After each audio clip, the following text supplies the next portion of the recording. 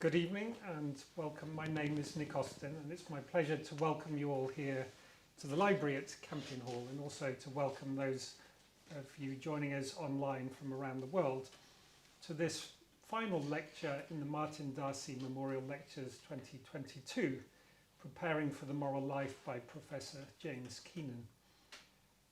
Those of you online, just a reminder that you're welcome to put your questions in the chat, and we'll endeavour to get to some of those questions after the talk. And also that the previous lectures in this series are available on the Campion Hall YouTube channel, so remember to dig into those riches later. This evening's lecture is the final lecture in the series this year, and James will be looking at the Beatitudes, the works of mercy, and the communion of saints as practices of vulnerable, responsive recognition. So Jim, we're looking forward to the final instalment. Thank you.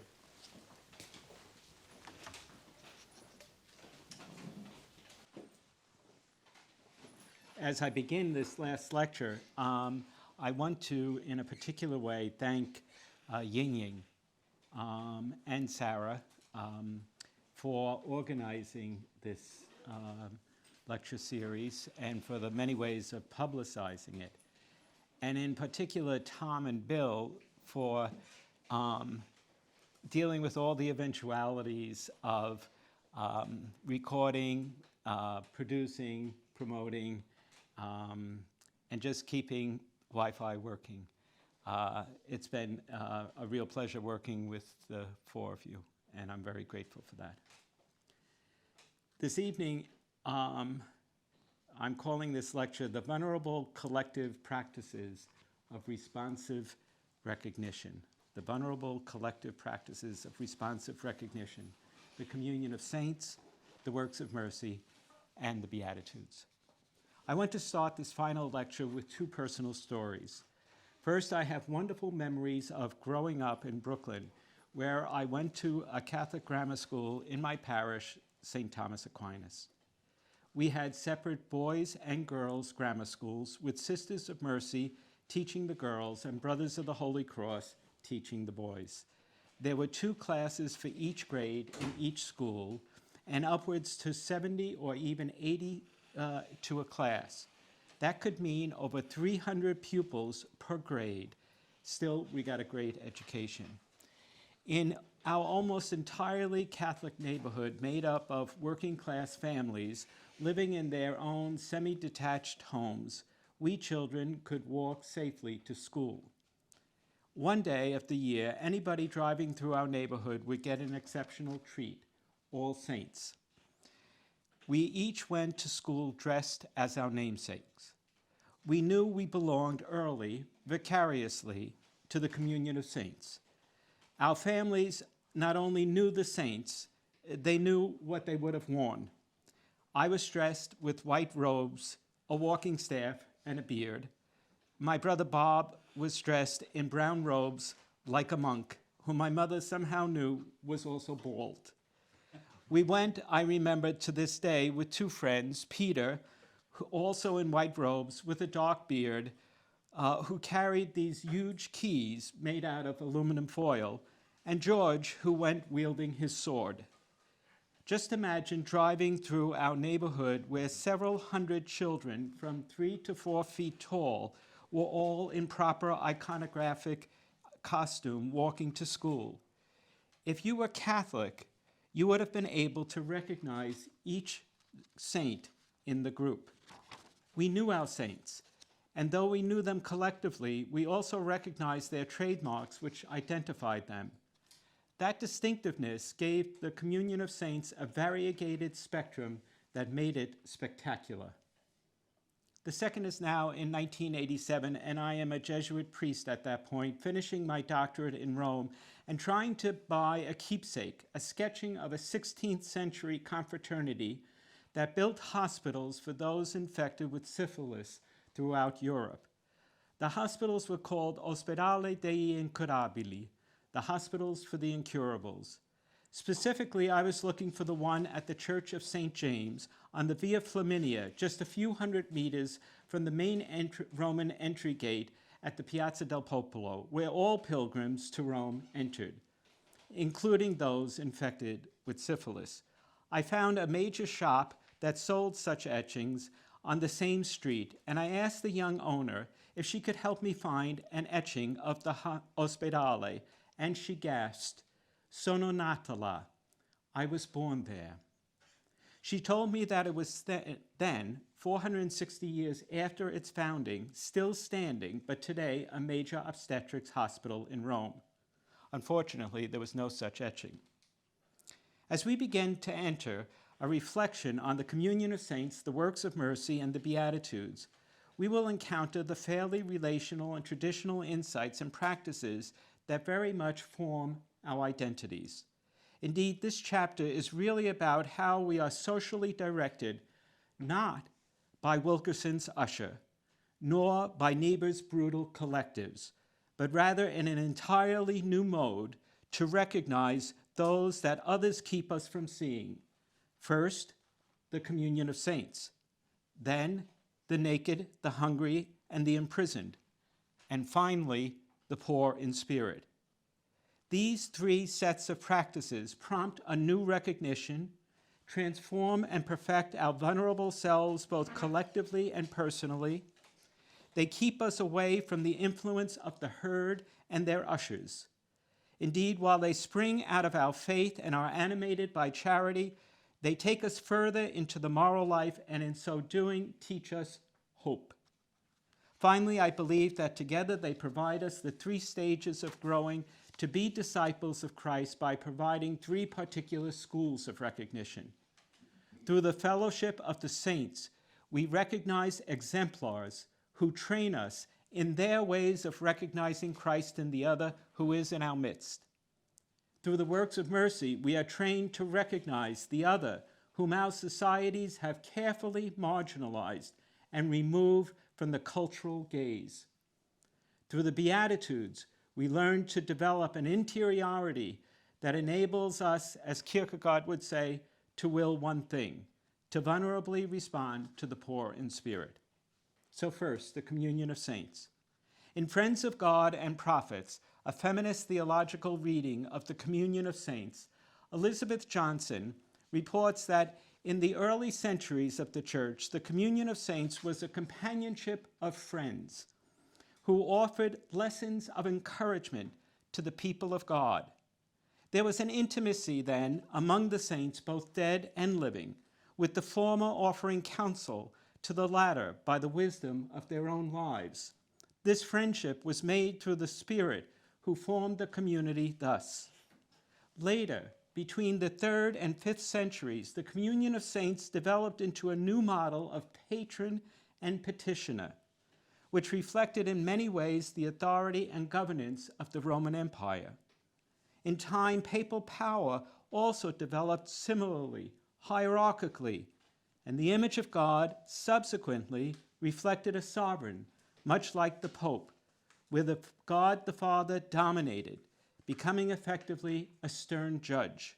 Here the saints became intermediaries for us, while even their entry into the heavenly court became regulated by a canonization process ultimately determined again by the papal court. In this patronage system, while saints moved from friend to intermediary advocate, the Spirit too shifted, migrating, as Johnson says, from nave to sanctuary.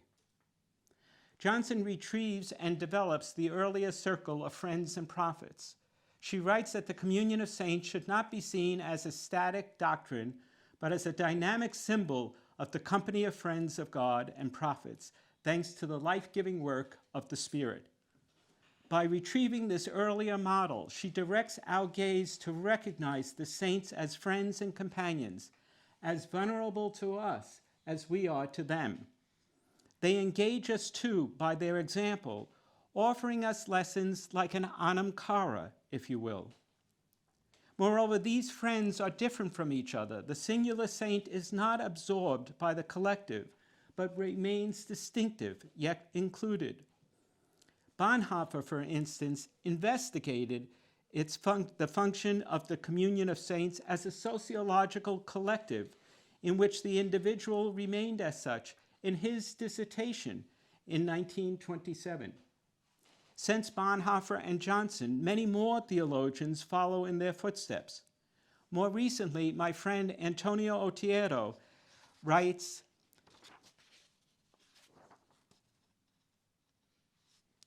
"It helps to understand that the salvation that God gives is always a communal gift and not a gift to the individual. The community of human beings receive the gift of salvation from God, and each person shares in this salvation by standing in solidarity with others. The theological notion of the communion of saints emphasizes this communitarian, solidaristic sense of salvation, although this must not be understood in such a way that the individual person disappears. On the contrary, the theological notion tends to hold the communitarian sense and the personal individual commitment to salvation in a right and fruitful tension. He also sees salvation as a gift rather than as a negotiation based on merit. This leads him to recognize that the gift is, quote, also available to those who may fail in their actions if they keep themselves open to the desire for salvation and the hope of having a share in it, because the community of those who do good extends to and includes even those who fail. This fellowship is the antithesis of the social forces that Niebuhr and Wilkerson named. The saints, participating in their friendship with God, turned their gaze invariably not on themselves or on their kind, but to those who were specifically overlooked and excluded. Entering into friendship with the saints led to a practice of recognizing those whom they turned to, that is, those in need of mercy. Moreover, their response was often fairly extravagant. Years ago, I read, but I cannot remember any longer where, how one hagiographer remarked that if you really knew a saint, you needed to appreciate how profligate their love for God and neighbor was. The writer went on so far as to say that true lives of the saints should not be shared with children, simply because their actions could terrify a child, or worse, suggest the child should imitate them. Saints were too dangerous for that, she wrote. Still, I think the saints are exemplars, but extravagant ones. In her presidential address to the American Historical Association entitled Wonder, Carolyn Walker Bynum captures our stance as she refers to the long-standing traditional practice that in offering the saints as exemplars, the people of God were urged to wonder at, not imitate, the power and extravagant asceticism of holy men and women. I think this wonder means be like them, be original, but don't be a copy. That's what she means by deflecting us from imitation. This extravagance is found in the Summa Theologiae, where Thomas famously argued that while the end of all the acquired virtues is to attain the mean between extremes, there is no such mean to be observed in the theological virtues. Quote, never can we love God as much as God ought to be loved, nor believe and hope in God as much as we should. Much less, therefore, can there be excess in such things. Accordingly, the good of such virtues does not consist in a mean, but increases the more we approach to the summit. I would like to conclude these insights on the saints by turning to a recent essay by the theologian Nicholas Austin, the master of Campion Hall, my host. He writes on magnanimity, which he describes as, quote, the quality by which we lean on others' friendship and God's help to attain a steep moral good, rising above the minimal requirements of the moral law.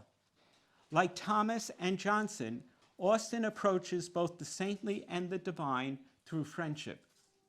Underlining the steep moral good of saintliness, Austin locates magnanimity by comparison and contrast with other virtues and vices. For instance, at the outset, he focuses on Aquinas' suggestion that magnanimity is a surprisingly worthy companion of humility. He writes, Aquinas brilliantly places the apparently opposed virtues of magnanimity and humility in a mutually interpretive dialectic. These two habits work in contrary-wise directions. Humility tempers the will for an arduous good. Magnanimity fosters it. Yet they meet in the rational mean, since both rest on self-knowledge, whether of weakness or worth. The marriage of this unlikely couple corrects both the self-effacement that masquerades as humility and the presumptuous pride with which magnanimity is easily confused.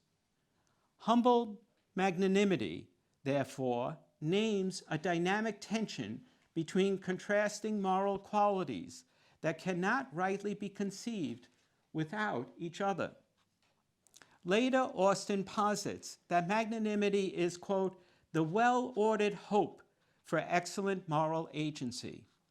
To make the turn to hope, Austin investigates Thomas Cajetan's commentary, who develops Thomas's own understanding by asserting that, quote, magnanimity's aim is for moral greatness and is primarily located in, quote, the intrinsic and immanent acts of the virtues. Unlike magnificence, which is seen by its external acts, magnanimity functions internally, provoking, if you will, all the virtues to their greatest expression. As Cajetan writes, magnanimity has for its formal object and end the great in the work of any virtue. Austin highlights how the virtue prompts us to climb these extravagantly steep ascents. Christian magnanimity is implicit here as the vocational virtue opposed to the prideful refusal of God's call. The altitude to which God calls a person gives rise to a vertiginous queasiness.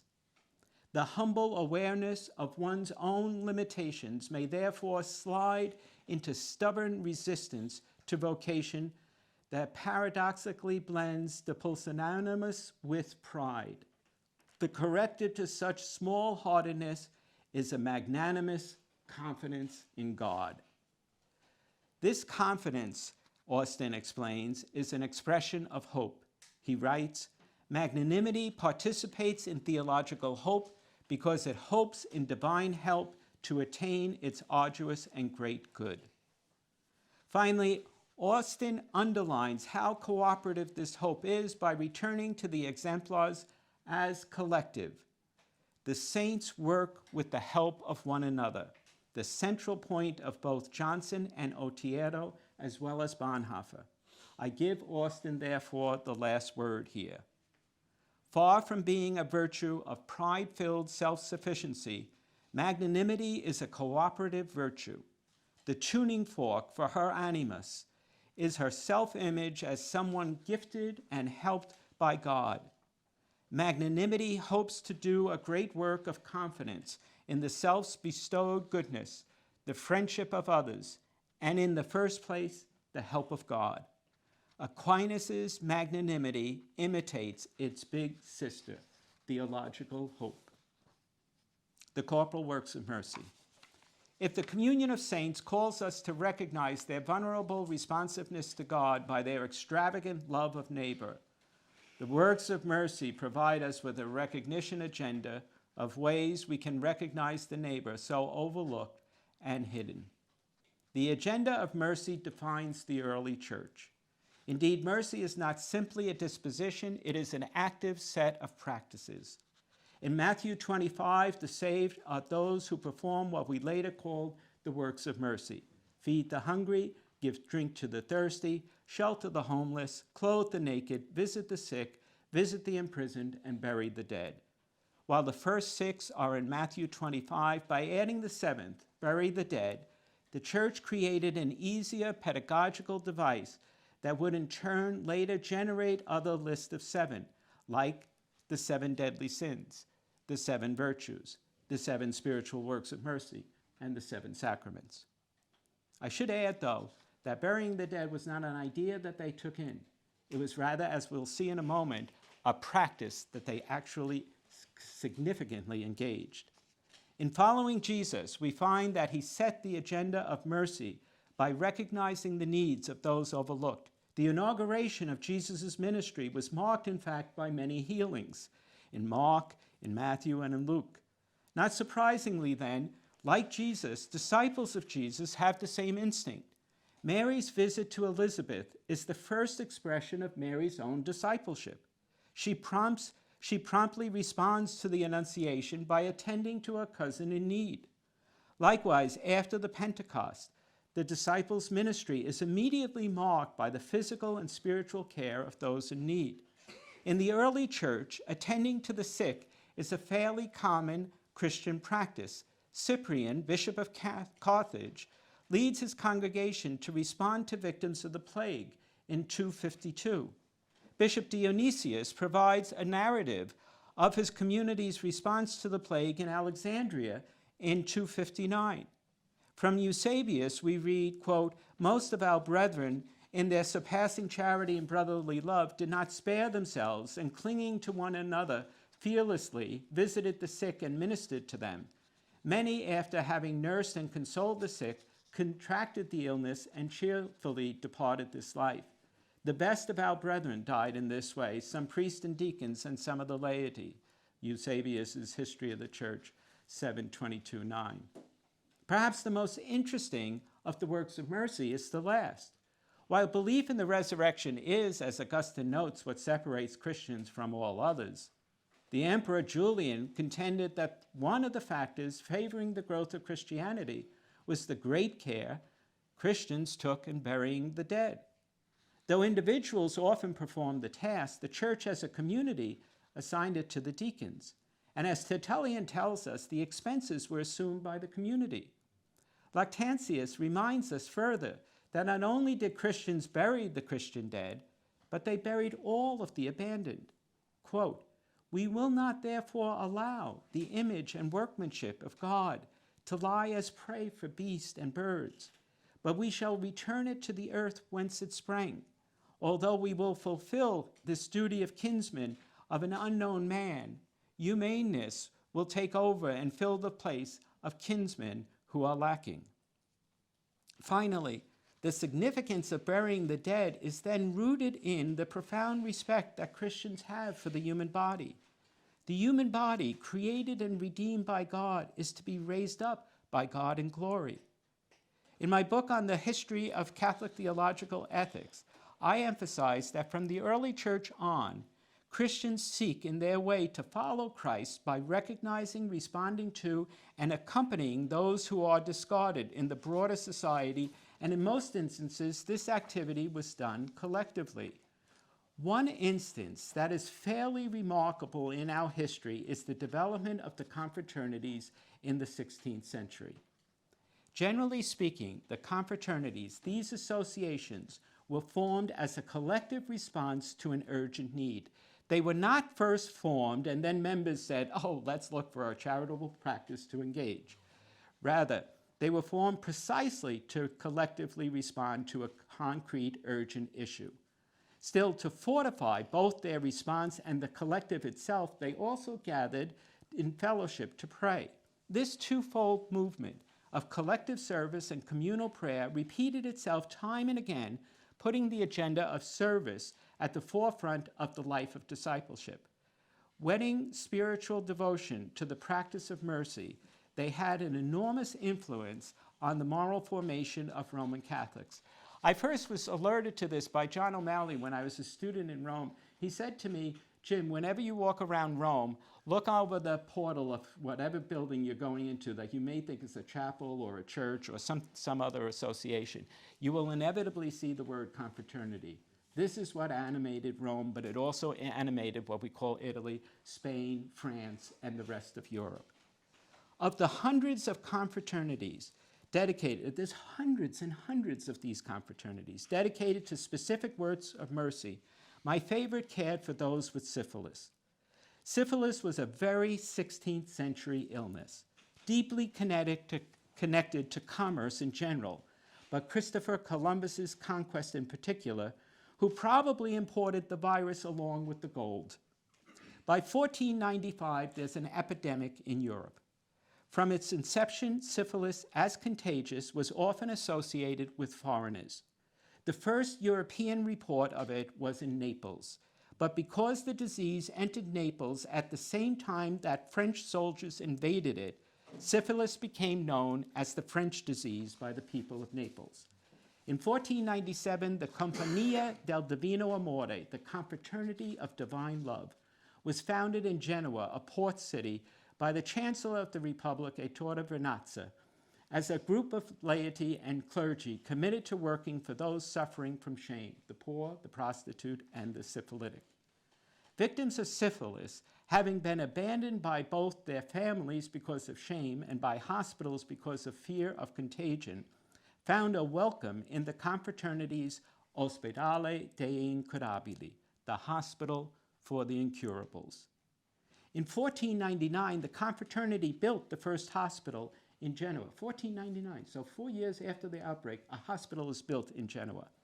In 1517, Gaetano da Tiene, together with the confraternity, built a hospital of mercy in Verona. Shortly thereafter, Gaetano went to Vicenza to reorganize the Hospital of Mercy, there to serve again the person with syphilis. In 1521, the Ospedale dei Incurabili was opened in Brescia. In 1522, Gaetano opened a hospital in Venice. In the same year, a confraternity chapter was founded in Padua, and with 4 years, they opened their hospital. In 1572, a hospital opened in Bergamo, and in 1584, another in Crema. Of all the ospedali, the most compelling one is the one built in 1510 by the Confraternity of Divine Love for pilgrims arriving in Rome. One can only imagine the horrendous experience of those pilgrims arriving in Rome with syphilis, fearing rejection, stigma, alienation, and a horrible death, precisely as an unworthy foreigner. Instead, the care and hospitality of the Hospital of the Incurables was offered to these people at the Pilgrim Church of St. James on the Via Flaminia, only a few hundred meters from the main entry gate of Rome at the Piazza del Popolo. Moreover, like the hospital in Venice, these institutions were built to last. While I mentioned at the start of this lecture that St. James Ospedale is today a major obstetrics hospital, Venice's enormous Ospedale, sitting in the Dorso d'Oro, built in 1522, okay, so 500 years ago, by Tiene, is today Venice's Accademia di Belle Arti. To locate how expansive these confraternities were, let us look at one corporal work of mercy, one other, visiting the prisoner. This corporal work has been practiced consistently throughout the life of the church, no less than Christ had been a prisoner. Thus, like Peter, Paul, and many of the others, imprisoned Christians were perceived as not only people in need, but also people of courage and often enough of holiness. Early church members visited their imprisoned brothers and sisters, worked to liberate them, and sought their blessing as well. About their liberation, for instance, Clement of Rome wrote to Corinth in his epistle, chapter 55, that many ransomed others by offering themselves in exchange for the one held hostage. In the late 12th century and into the 13th century, charitable institutions were established for the release of prisoners. The Trinitarians, founded by St. John of Matha, were singularly dedicated to ransoming prisoners and laboring to alleviate the conditions of those who remained in slavery. Similarly, the Royal, Celestial, and Military Order of Our Lady of Mercy and the Redemption of the Captives was founded by St. Peter Nolasco for the same task. Later in the 16th century, religious orders were founded, and their members worked along with other ministries for the care and release of prisoners. The Jesuits, for instance, provided a variety of services. The Jesuit historian John O'Malley reminds us first that these prisoners were either debtors or those awaiting trial, sentencing, or execution. In Rome, for example, over half the imprisoned were debtors from the poorer classes. The others awaiting trial had not yet had their guilt established. Jesuits took care of the imprisoned by preaching, catechizing, hearing confessions of the imprisoned, and bringing them food and alms. In Italy and Spain, Jesuits spent a great deal of time raising funds through begging so as to pay off the prisoners' creditors. Elsewhere, they begged for money to ransom back prisoners taken by the Turks. Likewise, they preached against slave-taking raids. Sometimes the Jesuits worked to improve the plight of prisons. In Palermo, for instance, a confraternity was founded based on one Jesuit's work to improve the sanitary conditions of prisons. Another confraternity, organized by the Jesuits collectively, the Confraternity of the Imprisoned, was founded for laypersons in Rome, and it generated other confraternities in 6 other cities throughout Italy. These confraternities recognized the prisoners and in turn focused on the need to recognize their plight. These are 2 stages. They recognize the prisoner, and meeting the prisoner, they understand the prisoner's plight. First, recognizing the prisoner has to happen, and then you can understand their plight. Of course, the confraternity helped all the members to first recognize the prisoners and then their plight. From their experiences of the prisons, there grew subsequently numerous critical voices that protested prison conditions and started movements of reform to correct conditions among the imprisoned in Spain, Italy, France, and England. These 16th century confraternities highlight the imaginative ways that Christian collectives, out of their own experiences of having received mercy, tried to accompany those whose lives were deeply precarious. In all, the innovative developments of the 16th century, the confraternities were clearly the ones most focused on recognizing and responding humanely to those experiencing overwhelming struggles. Today, remarkably, people refer to lay leadership as if it were a new phenomenon in the church. Yet with the earlier guilds and lay associations and subsequently the confraternities, we find instead robust and enduring lay leadership across Europe in these centers of mercy where Christians concretely worked out their response to the call, "Come, follow me." A variety of historians, having worked on confraternities in their research, have significantly shown how the relations between clergy and laity were complicated, and that the confraternities were, quote, as social spaces where laity and clergy met, mediated, and sometimes competed and fought. But above all, their engagement was prompted by the recognition of others in need, and then by the recognition of the causes that prompted their condition. Finally, blessed are the poor in spirit, a response to homelessness by a reading of Matthew's Beatitudes. In November 2017, I was invited to a conference on homelessness that was hosted by Mark McGreevy, founder of the Institute of Global Homelessness.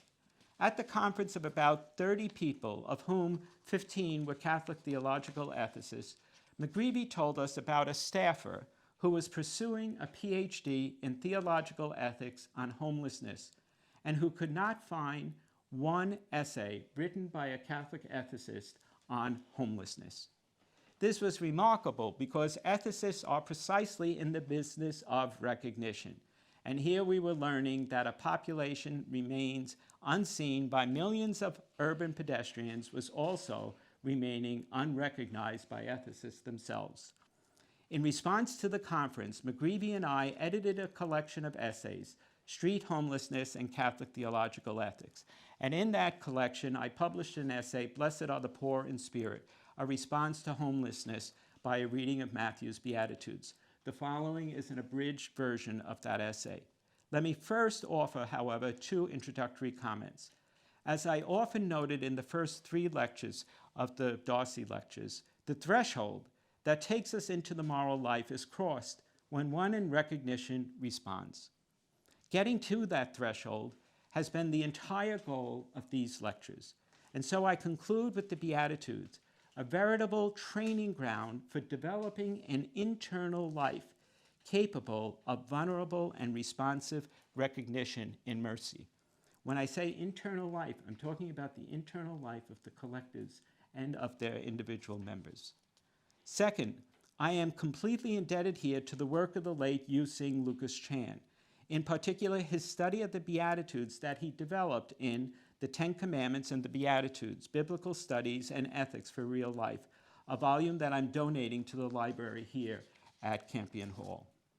Chan writes that the attributes in the Beatitudes were key features of the identity of Jesus. They make sense only if we see them as filling out the image of the one whom we wish to follow. They are the eschatological attributes for those who want to enter the kingdom of God. For the kingdom of God is no other than, as we saw last week, Jesus himself. These attributes for the disciple are the very identifying traits of the Master who, like the Good Samaritan, recognizes and responds to those wounded on the road. Chan highlights the broad moral relevance of the Beatitudes in history. Augustine claimed that the sermon was the complete, perfect teaching of Christian morality.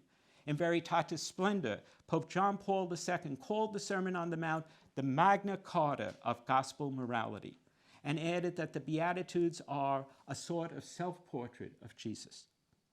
In their eschatological orientation, Matthew's Gospel proposes the Beatitudes as a way of following Jesus Christ, who is preparing us for the kingdom of God. He is giving us a blueprint, both personally and communally, of the attributes we need to enter the kingdom that Jesus is bringing in. Moreover, the Beatitudes have a much greater coherence than is normally acknowledged. They need to be read dynamically, in that each macarism builds upon another, until finally one realizes that one is climbing a ladder of ascent into the kingdom. From the beginning, they look perfectionistic, but once we begin to take the first steps, we realize that each step, in a way, empowers the other. The steps, as Chan notes, are internally transformative. Like any notion of personal or communal growth, until we begin the program, we really are not able to see where the program is taking us. This ladder-like approach was in fact named such by early church fathers and later, most notably, by John Climacus. And it is only by heeding Chan's admonition to climb the ladder that we begin to see its internal connectedness and logic. With this in mind, let us begin the steep ascent, as Austin would say. The first Beatitude, Matthew 5:3. Blessed are the poor in spirit, for theirs is the kingdom of heaven. Chan tells us the term poor refers not only to those who are poor with few possessions, but especially those who are socially and economically needy and dependent, such as being forced to beg. These poor, whose economic and spiritual poverty has left them in a state of complete alienation, are in a word like the homeless. They are the poor in spirit, the least recognized people on earth. Recognizing a virtue for each of the Beatitudes, Chan argues that to be poor in spirit is the equivalent of having the virtue of humility, a spiritual emptying out. Humility means accepting the complete poverty of our human condition. This is what the poor in spirit experience. Only in God do they find their needs met. Discarded by all in society, reduced to begging, they have only God as their hope, and to God they come suppliant. That stance, that humility, is the foundation of any Christian anthropology. Yet Chan insists that in these poor in spirit, whom we gaze upon as we ascend, it is these poor in spirit whom we must gaze upon as we ascend the ladder. They, Chan argues, are the first and ultimate subjects whom we need to keep our eyes on in this ascent. The Beatitudes are effectively, as both Chan and Elizabeth Sweeney Block would say, about our recognition of them. The second Beatitude, Matthew 5:4. Blessed are those who mourn, for they shall be comforted. For the second Beatitude, Chan wants us to understand whom are these blessed mourning. He turns to exegetes who write that the grieving in the second Beatitude is directed to the poor in spirit in the first. Chan is mindful of those other ethicists and preachers who think otherwise and try to claim that the Beatitude is a summons to mourn our losses. Sounding like grief counselors, they suggest that if one denies one's own grief, one will never know the comfort and happiness that follows. That's probably true, but that's not what the Beatitude's about. The object of the Beatitudes mourning is not our own losses, but those of the poor in spirit. Those in the second Beatitude in our community are mourning the condition of the poor in spirit. And we are called to emulate those members of our community in their empathetic solidarity. Clearly, we are not mourning those who elect a poverty of spirit, but rather those whose condition is so bereft of any human good that they are poor in spirit. Chan writes, the object of mourning is not so much one's own suffering or sins, but rather the concrete human experience of poverty and suffering encountered by community members. Mourning points to an other-directed moral value. Then Chan emphatically adds, such is the lot of the disciples of Christ. When one of our brothers or sisters suffer, we cannot help but mourn. He adds, the Beatitude is about a certain disposition that genuine disciples have with one another, such that if one suffers, the other mourns as well. There's much to be learned by this practice of a studied mindfulness of another's condition. Chan writes, in mourning, the self tries to identify with the other. Mourning is then the ready subordination of one's own comfort and well-being to the suffering of others. In this way, one allows private life to be touched by the pain and suffering of the other. Not until we fully grasp the loss of the homeless can we resonate with the condition of any sibling who is homeless. By this mourning, we grow in vulnerability to our neighbor and move to the third Beatitude. The third Beatitude, Matthew 5:5. Blessed are the meek, for they shall inherit the earth. At the third Beatitude, Chan surveys the work of biblical theologians and uncovers how inclusive the term is. It appears often in the Septuagint as a word for the anoim, the poor, the remnant, those completely left behind. That is effectively the poor in spirit. But meekness is also an attribute of biblical leadership, both of Jesus and others in the community. It's found in Matthew, Luke, 1 Peter, and Titus. Chan sees meekness as a transformative virtue that tempers those who have mourned the poor in spirit, who, having mourned the poor in spirit, are inclined to use their power to save the poor in spirit. Meekness finds its correlative in gentleness, and in this sense, Chan writes, the virtue of meekness helps transform our desire to dominate into a vital force to serve.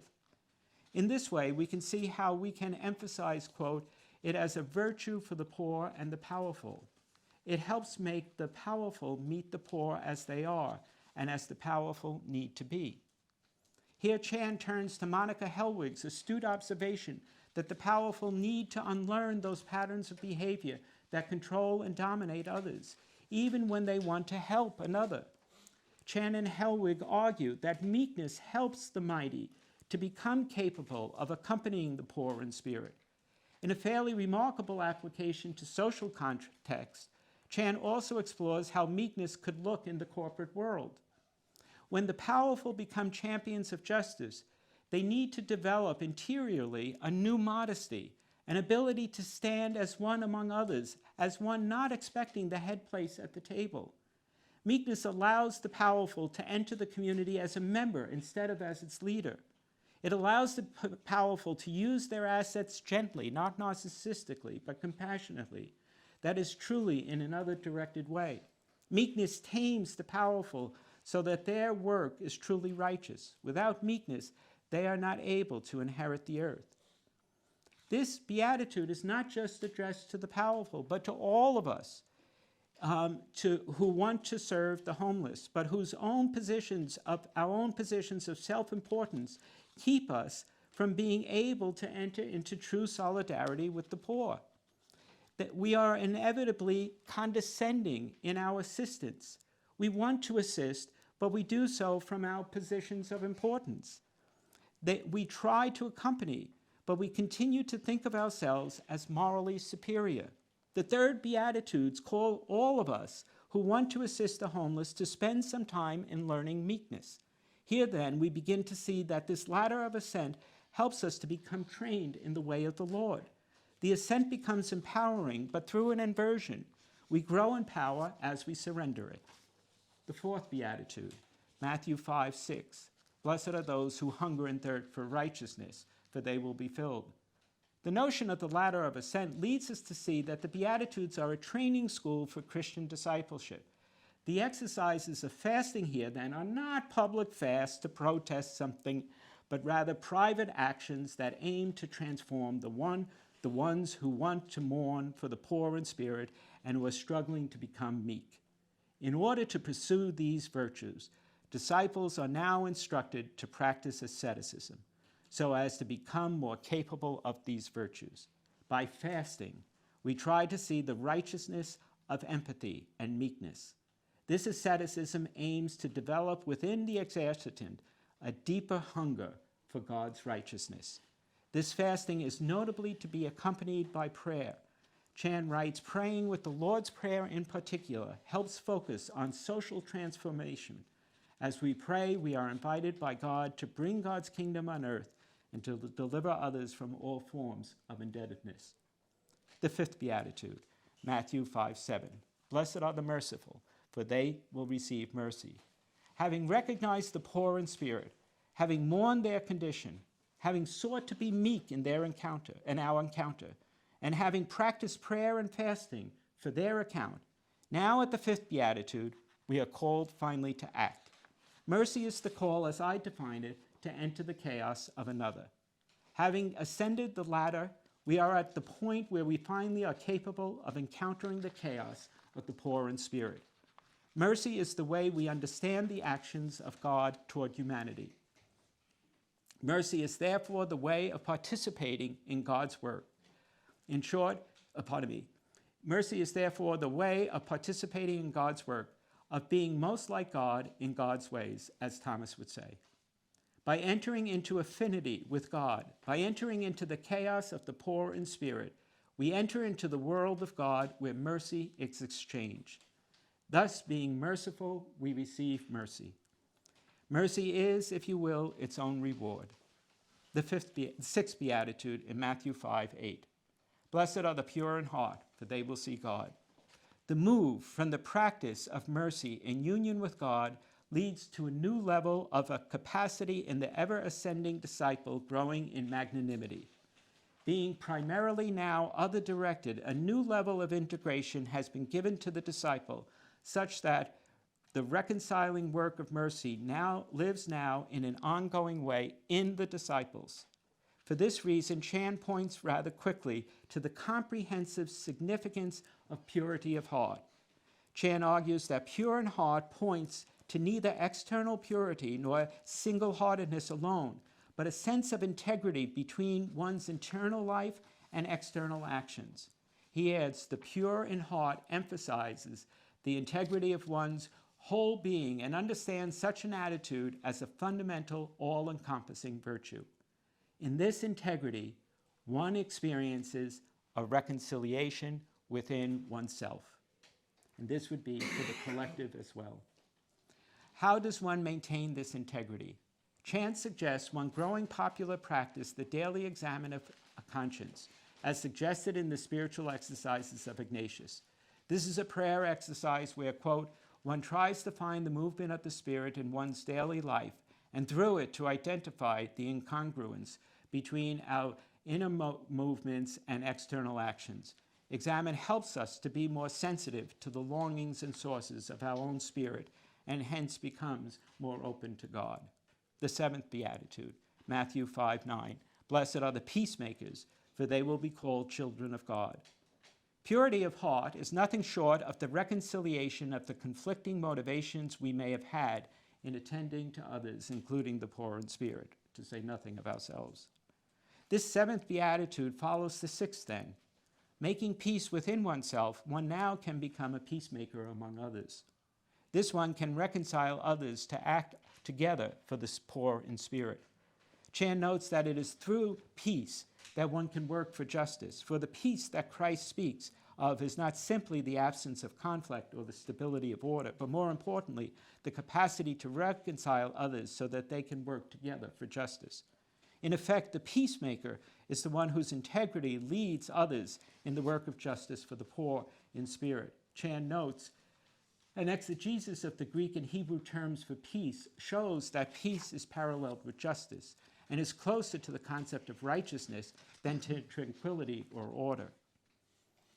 Chan concludes, since peacemakers inevitably encounter opponents in the process of making peace, peacemaking can lead not only to eventual reconciliation, but also to restoring right relationships. Finally, the eighth beatitude, Matthew 5:10-12. Blessed are those who are persecuted for righteousness' sake, for theirs is the kingdom of heaven. Blessed are you when people revile you and persecute you and utter all kinds of evil against you falsely on my account. Rejoice and be glad, for your reward is great in heaven. For in the same way they persecuted the prophets who were before you. Remembering that it is Christ who first aims our attention to the poor in spirit, Chan notes that the phrase, on account of me, states clearly that the proper cause of persecution is Jesus and his teaching. Additionally, he notes that the promise of the eighth Macarism is the same as that of the first beatitude.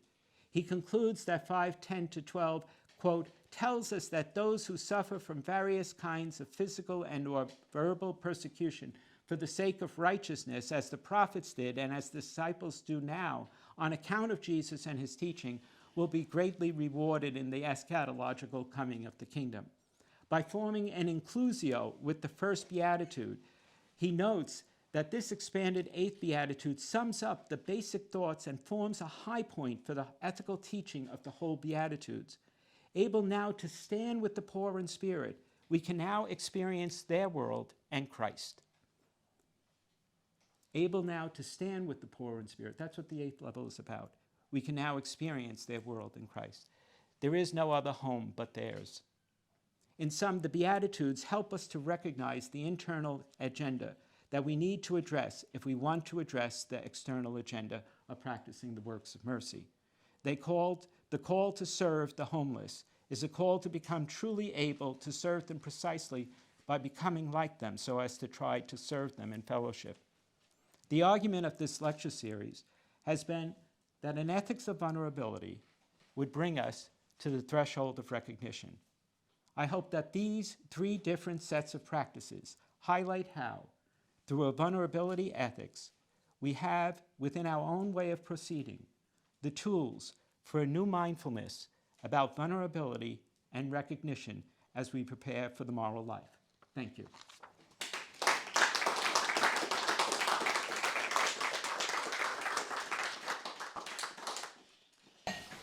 Thank you, Jim, for a very compelling final lecture.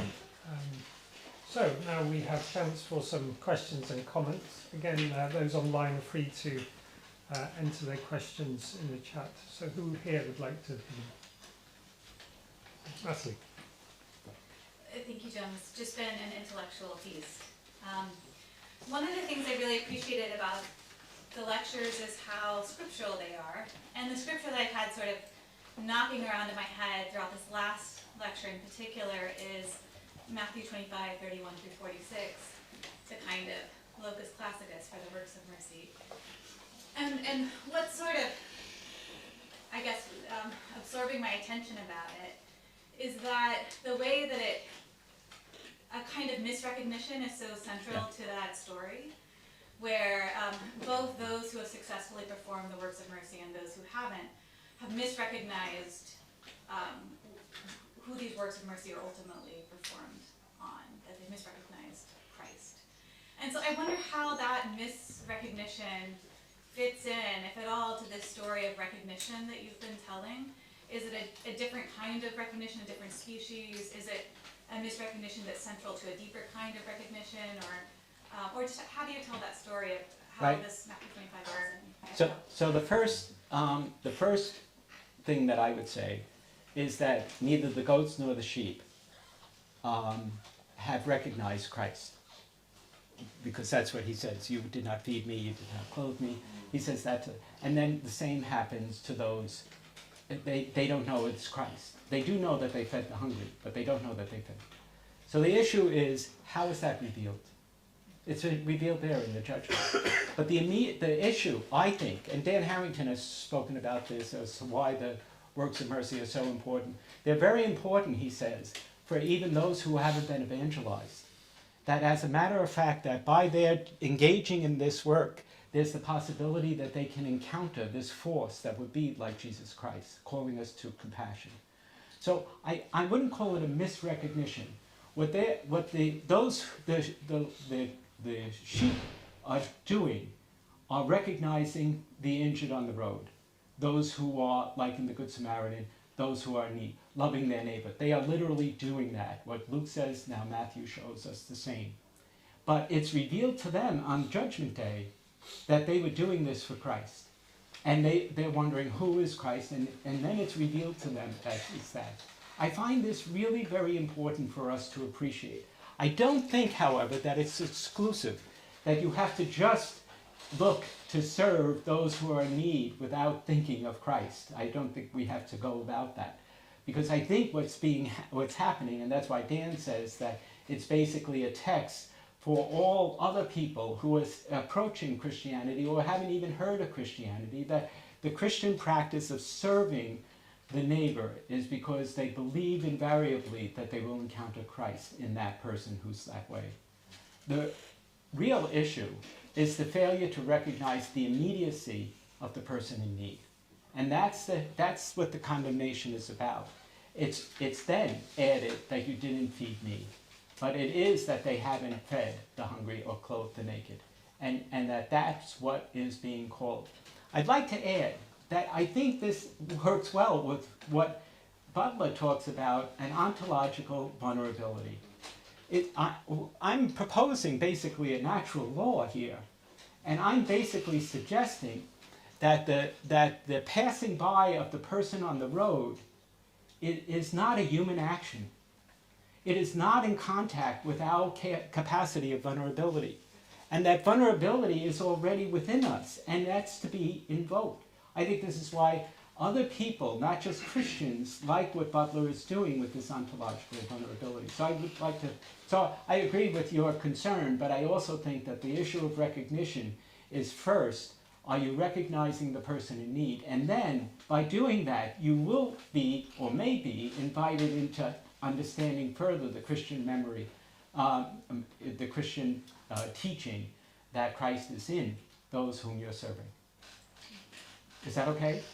Yeah, that's great. It makes sense because part of the paradox of the story for me is always, once you hear it, you can't be the person who's ignorantly performed the works of mercy, right? So the fact that kind of failure to recognize is incidental, or that there can be an invitation further. And that's why I think, though, you need to read the Beatitudes with the works of mercy. That until you get over meekness, like, you're not called to mercy until you've done the first four. Now, that's not to say you shouldn't be working for mercy, but your capacity to really understand what you're doing doesn't happen until you've become meek, until you've fasted, until you practice asceticism, until you've done some internal work so that you can understand what it is that you're doing. And that then you start thinking not of yourself and how great you are, but as a matter of fact, the condition of the poor in spirit. The whole thing is about the poor in spirit, so that when you get to the 8, you find that you've arrived with the poor in spirit, and echo, it's going to be a miserable life.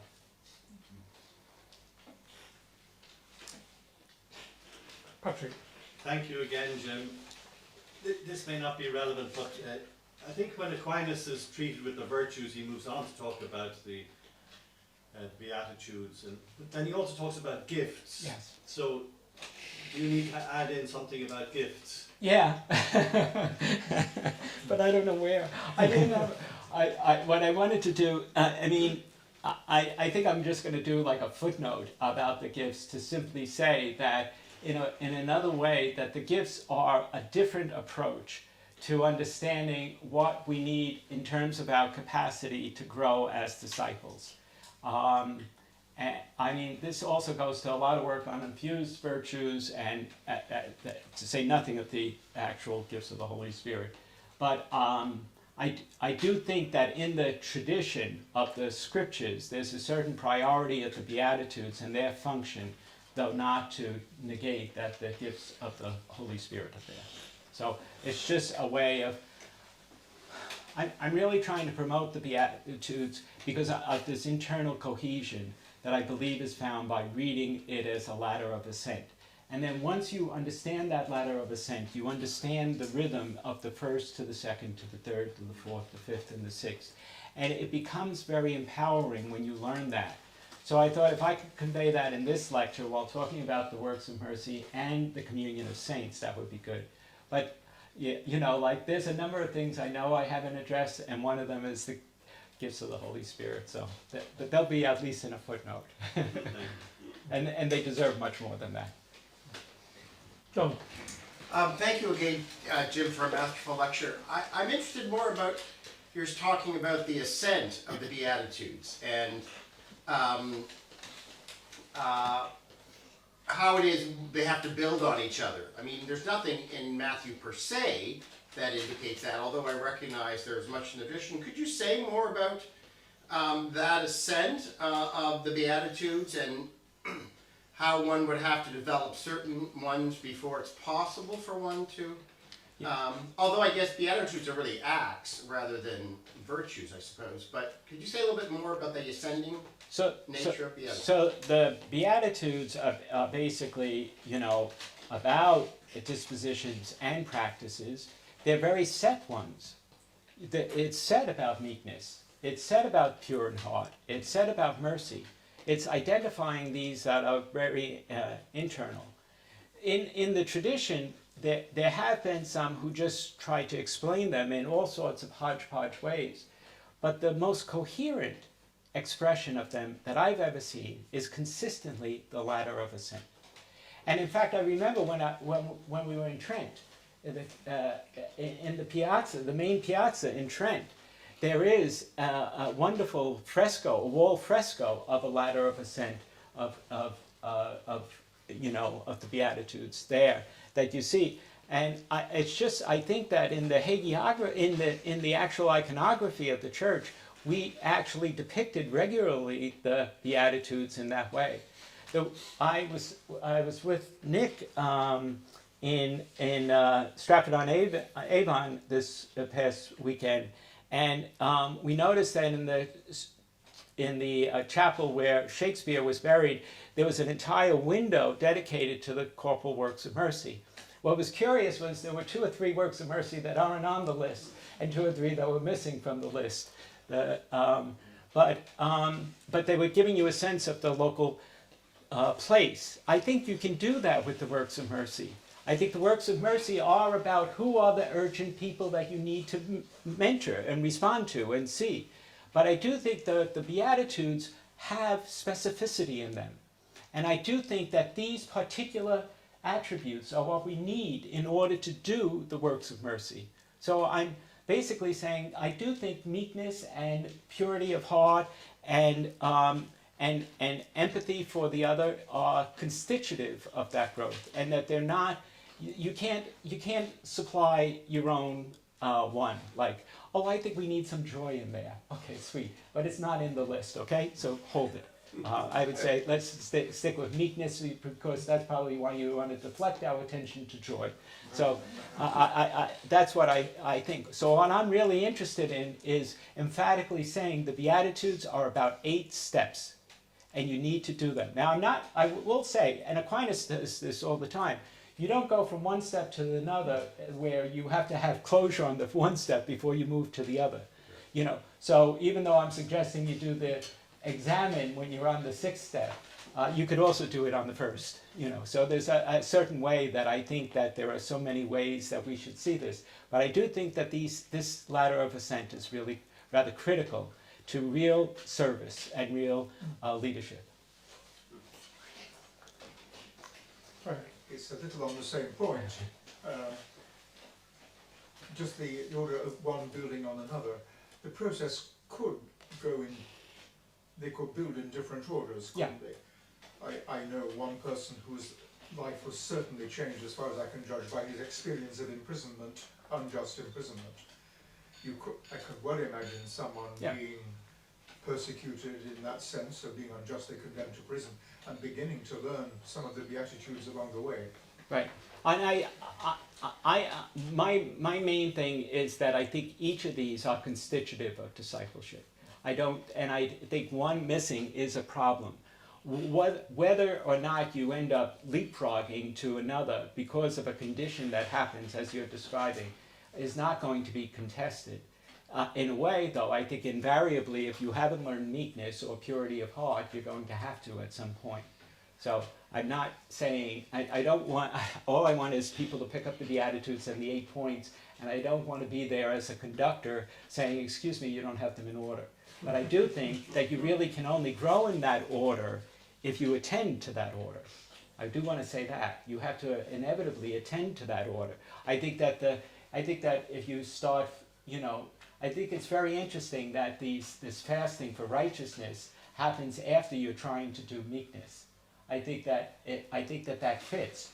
That it's, as a matter of fact, the powerful who can fast. The poor don't have to. It's their diet. So I think that's why I would say. So I don't contest what you're saying at all. Gavin's been. Gavin. He's hidden in the back there, so that I will look in this direction all the time. So. I like. Forgive me if I'm misunderstanding you, but you've got ethics of vulnerability, and that leads to recognition.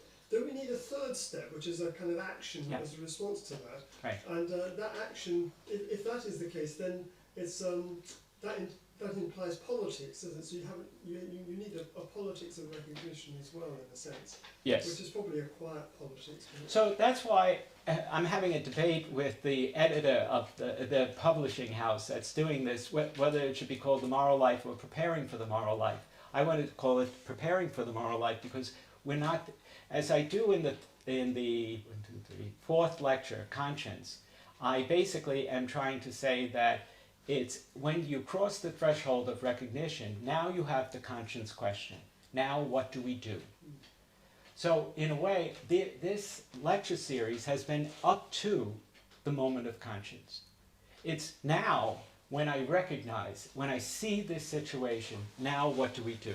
So the whole series is to get us through what I said was the critical reason for my investigation. I was teaching students, classes, on what they should do. They would leave the class, half of them were disposed to doing it, half of them weren't. They had the information on conscience, but we never addressed vulnerability and recognition. So these lectures are about vulnerability and recognition as the propedeutic steps toward getting to the level of conscience where, like the Samaritan, I'm saying, now he stops. Unlike the Levite and the priest, now he stops. Now he's got this man on the ground, and now he says, now what do I do? Okay, I've got to find an inn. I don't know anyone here. I've got to make inquiries. I've got to bandage him. I've got to find out which inn will be trustworthy because I've got to figure out my journey and I have to come back here. I'm going to have to be taking responsibility for him. So the Good Samaritan has a lot to do, but the whole story is about getting him to the point, showing the importance of the recognition in the first place. That's what I'm trying to unveil. That the work of ethics cannot be singularly addressing conscience formation. It has to do what prepares one for a right-oriented conscience. And I want to say it's an awareness of one's constitutive vulnerability and an awareness that recognition is needed for me to do this. That's why, as a matter of fact, of all the lectures that I've given, the one most popular on YouTube is clearly recognition. People see that recognition is that moment where, and we've seen it during COVID, that that in the United States, for instance, large crowds of Black Americans protested and demanded that Black Lives Matter, and did that at the risk of COVID. But they did that as a summons for recognition. And we can look around the world and see all these instances on issues of sustainability, these summons to say that the world's climate needs to be recognized. I think recognition is where we're at right now. And as a matter of fact, after 2.5 years of COVID, we have had a chance, if you will, to consider what our agenda should be. And I would say getting in tune with vulnerability and recognition is needed before we start saying what should we do. See you. Thank you very much. I've really enjoyed your lecture tonight. My question has to do with vulnerability in the ladder, and in the sense that from what I've understood, the ladder is more of a sense of almost like an acquired steps. I'm not quite sure whether you mean acquired virtues, but there's something about the confidence that might come from that, and how do you imagine the tuning back, as it were, into this vulnerability? Because vulnerability implies more kind of nakedness and unknowing and uncertainty in relation perhaps to God, but the ladder implies something else, a kind of growing in confidence. So, in a sense, in what I mean, vulnerability is also about recognising the vulnerability of another as well as recognising the vulnerability in oneself. So what is the interplay between the vulnerability and the ladder and the recognition? How are they playing out, as it were, in the final analysis of where you're moving to? Is there a sense in which that vulnerability is becoming deeper, or is there a tension there or not? So I'm just trying to understand. So the whole third lecture is trying to correct our use of the word vulnerable. And it's tried to say that vulnerability is a capacious responsiveness. So that it's already inclined, and this is where Butler will talk, and Hilahaka and a variety of others are talking about that vulnerability is not being wounded, it's not being in jeopardy or precarity, that could happen, but that real human vulnerability is a capacity, a positive capacity to actually be able to hear. The entire notion of ethical responsiveness is only there because we have an ethical capacity for that responsiveness. That's what Butler is constantly fashioning. So I'm talking about growing in vulnerability and recognition on that ladder. I'm not talking about it in an acquired versus grace. As Nick has pointed out, and many other theologians, there's no need to say that these are competitive. They work with one another very, very well. So I don't see that the ladder of ascent is specifically simply an infused journey or an acquired journey. I do see it as a variety of different ways that we can grow. But I do think I'm trying to stress that it's the interiority, and when I talk about vulnerability, I'm not talking about an individual's per se. I'm talking about the social, personal, collective, that somehow there's a growing capacity. That's the word that I would use. So I'm not looking at its liabilities, I will acknowledge, and I did do this earlier too, that there are some whose vulnerability is forced as opposed to expressed. And I think that that's to be noted. But I also think that's vestiges of an older notion of vulnerability, which is that I am being wounded or I am being limited. But I think that the whole notion of vulnerability is as an openness. So I actually tried to do in the last lecture, say even God, I think that God is best understood as being vulnerable. So I think that as a matter of fact, if we were to say how is the human in the image of God, I would say it's that vulnerability. So I'm vesting in this ethics of vulnerability so much on it that I think that it is the term that helps us to see what it is in the image of God that makes us wanting God and wanting to be with others who've been made in that image. Is that helpful? Yeah, I think I listened to every lecture. Yeah. It's this notion of, I would say, listening to, it's this, I'm really trying to insist that vulnerability, we have to be very suspicious of the ways we've used terms. Prudence. If you tell somebody to be prudent, they think it means that they shouldn't do what they were intending to do. That's not what prudence is. To say to be prudent means figure out how to do it. Answer to Gavin. What is the virtue of conscience? Figure out how to do it.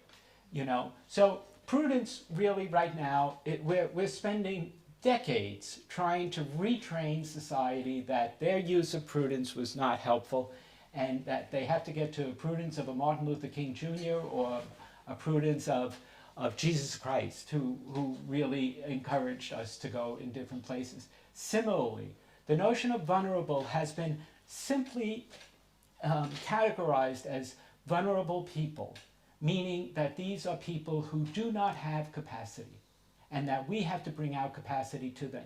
And it was feminists who became very alarmed by this notion of vulnerability, because they saw that the only ones who could respond to the vulnerable would be those who were not vulnerable. And they felt that the loss of that term, vulnerability, to those who are precarious reduces it, just as prudence is reduced to caution.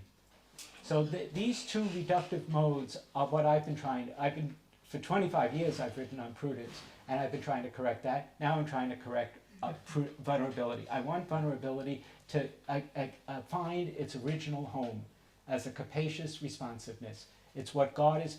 I think that Jesus, born in Bethlehem and crucified on the cross in Golgotha, is also raised in glory in all his vulnerability, from beginning to his now reigning in glory.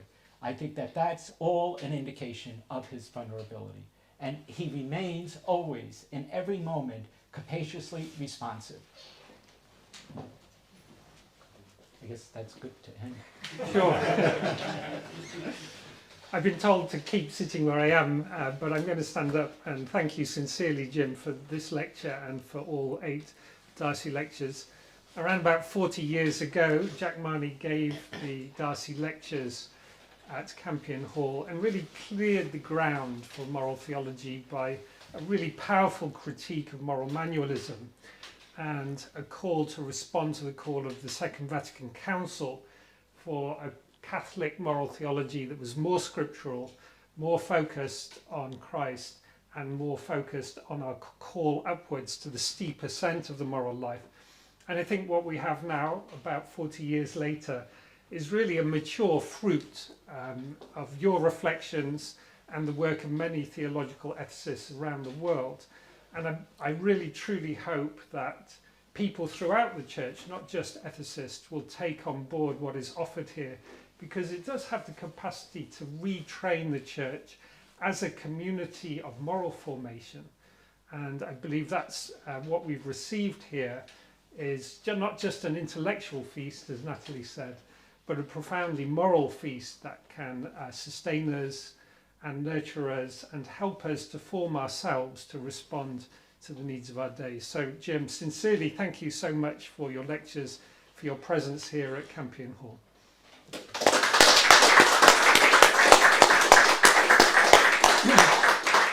And just a word to Campion Hall.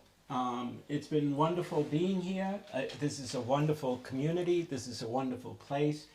The audience is basically Campion Hall, so I'm really grateful that Campion Hall is here, but I'm particularly grateful for the hospitality shown me. So thank you. Thank you.